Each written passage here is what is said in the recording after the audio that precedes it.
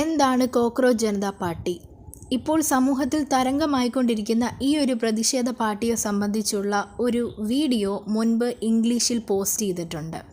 എന്നാൽ ഈ വീഡിയോയിൽ എന്താണ് CJP, അതിൻ്റെ ഉത്ഭവം, അതുമായി ബന്ധപ്പെട്ട മറ്റുള്ള കാര്യങ്ങൾ മലയാളത്തിൽ വിവരിക്കുന്നതായിരിക്കും. നമുക്ക് വീഡിയോയിലേക്ക് കടക്കാം. കോക്രോച്ച് ജനതാ പാർട്ടി ഒരു ചെറിയ ഡിജിറ്റൽ തമാശയായി ആരംഭിച്ച ഈ സംരംഭം വളരെ ചുരുങ്ങിയ കാലയളവിനുള്ളിൽ ലക്ഷക്കണക്കിന് വിദ്യാർത്ഥികളുടെയും തൊഴിലില്ലാത്ത യുവാക്കളുടെയും പ്രതീക്ഷയും പ്രതിഷേധവുമായ ഒരു ദേശീയ പ്രസ്ഥാനമായി വളർന്നു. പരീക്ഷാ ക്രമക്കേടുകൾ, തൊഴിലില്ലായ്മ, ഭരണകൂടത്തിൻ്റെ അവഗണന, പൊതുസ്ഥാപനങ്ങളിലെ സുതാര്യതയില്ലായ്മ തുടങ്ങിയ വിഷയങ്ങൾ ഉയർത്തിക്കാട്ടിയാണ് CJP ശ്രദ്ധ നേടിയത്. CJP ഒരു പരമ്പരാഗത രാഷ്ട്രീയ പാർട്ടിയല്ല, മറിച്ച് രാഷ്ട്രീയ ആക്ഷേപഹാസ്യത്തിൻ്റെ സ്വഭാവമുള്ള ഒരു സാമൂഹിക രാഷ്ട്രീയ പ്രസ്ഥാനമാണ്. അധികാര സ്ഥാപനങ്ങളുടെ അഹന്തയെയും ജനങ്ങളുടെ പ്രശ്നങ്ങളോടുള്ള അവഗണനയും ഡിജിറ്റൽ പ്രചാരണങ്ങളിലൂടെയും പരിഹാസങ്ങളിലൂടെയും ചോദ്യം ചെയ്യുക എന്നതാണ് ഇതിൻ്റെ പ്രധാന ലക്ഷ്യം.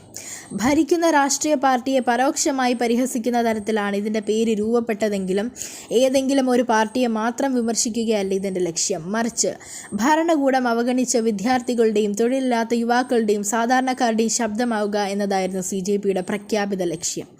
2026 മെയ് 15 സുപ്രീം കോടതിയിൽ നടന്ന ഒരു കേസിൻ്റെ വാദത്തിനിടെയാണ് ഈ പ്രസ്ഥാനത്തിന് തിരികൊളുത്തിയ സംഭവം ഉണ്ടാവുന്നത്. ഇന്ത്യയുടെ അന്നത്തെ ചീഫ് ജസ്റ്റിസ് സൂര്യകാന്ത് പൊതുപ്രവർത്തകരെയും തൊഴിലില്ലാത്ത യുവാക്കളെയും വിമർശിക്കുന്നതിനിടെ അവരെ പരാന്നഭോജികളെന്നും കോക്രോച്ചുകൾ, പാറ്റകളെന്നും വിശേഷിപ്പിച്ചതായ റിപ്പോർട്ടുകൾ പുറത്തുവന്നു. ഈ പരാമർശം രാജ്യത്തുടനീളമുള്ള യുവാക്കളിലും വിദ്യാർത്ഥികളിലും വലിയ പ്രതിഷേധത്തിന് കാരണമായി.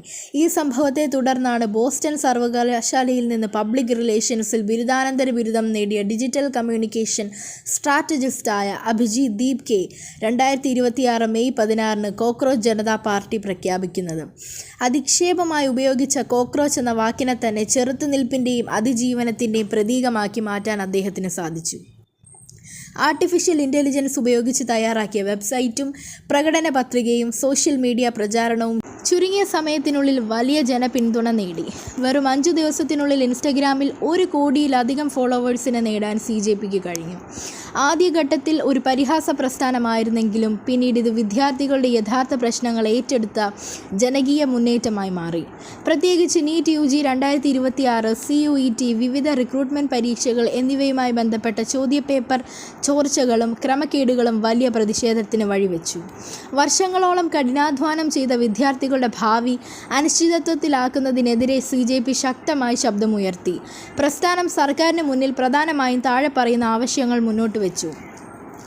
പരീക്ഷാ ചോർച്ചകളിൽ സമഗ്ര അന്വേഷണം നടത്തി കുറ്റക്കാർക്കെതിരെ കർശന നടപടി സ്വീകരിക്കുക.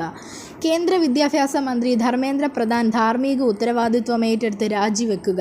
പരീക്ഷാ സമ്മർദ്ദം മൂലം ജീവൻ ഒടുക്കേണ്ടി വന്ന വിദ്യാർത്ഥികളുടെ കുടുംബങ്ങൾക്ക് 1 കോടി രൂപ വീതം നഷ്ടപരിഹാരം നൽകുക. ദേശീയ പരീക്ഷാ ഏജൻസിയായ NTAയെ വിവരാവകാശ നിയമത്തിൻ്റെ RTI പൂർണ്ണ പരിധിയിൽ ഉടൻ കൊണ്ടുവരിക. വിരമിച്ച ജഡ്ജിമാർക്ക് ഉടൻ തന്നെ രാഷ്ട്രീയ നിയമനങ്ങൾ നൽകുന്ന രീതി അവസാനിപ്പിക്കുക. CJPക്ക് രാജ്യത്തിൻ്റെ വിവിധ ഭാഗങ്ങളിൽ നിന്ന് വൻ പിന്തുണയാണ് ലഭിച്ചത്. പ്രശസ്ത പരിസ്ഥിതി വിദ്യാഭ്യാസ പ്രവർത്തകനായ സോനം വാങ്ചുക് വിദ്യാർത്ഥികൾക്ക് ഐക്യദാർഢ്യം പ്രഖ്യാപിച്ച് ഡൽഹിയിലെ ജന്തർ മന്ദറിൽ നിരാഹാര സമരം നടത്തി. FTII, SFI, AISA ഉൾപ്പെടെയുള്ള നിരവധി വിദ്യാർത്ഥി സംഘടനകളും സാമൂഹിക പ്രവർത്തകരും അഭിഭാഷകരും പ്രതിപക്ഷ നേതാക്കളും പ്രസ്ഥാനത്തിന് പിന്തുണയുമായി എത്തി. എന്നാൽ സർക്കാരിൻ്റെ പ്രതികരണം വീണ്ടും വിവാദങ്ങൾക്ക് വഴിവെച്ചു. വിദ്യാർത്ഥികളുടെ ആവശ്യങ്ങൾക്ക് പരിഹാരം കാണുന്നതിന് പകരം CJPയുടെ ചില സോഷ്യൽ മീഡിയ അക്കൗണ്ടുകൾ ദേശീയ സുരക്ഷയുടെ പേരിൽ ബ്ലോക്ക് ചെയ്യാനാണ് സർക്കാർ ശ്രമിച്ചതെന്ന ആരോപണങ്ങൾ ഉയർന്നു. 2026 ജൂലൈ 20 നടപ്പിലാക്കിയ സംസാദ് ചലോ മാർച്ചിൽ ആയിരക്കണക്കിന് വിദ്യാർത്ഥികളാണ് പങ്കെടുത്തത്. പ്രതിഷേധം സംഘർഷത്തിലേക്ക് നീങ്ങിയതോടെ പോലീസ് ലാത്തി ചാർജും കണ്ണീർ വാതക പ്രയോഗവും നടത്തി. നിരവധി പ്രതിഷേധക്കാർക്ക് പോലീസ് ഉദ്യോഗസ്ഥർക്കും പരിക്കേറ്റ ഈ സംഭവം രാജ്യശ്രദ്ധ പിടിച്ചുപറ്റി.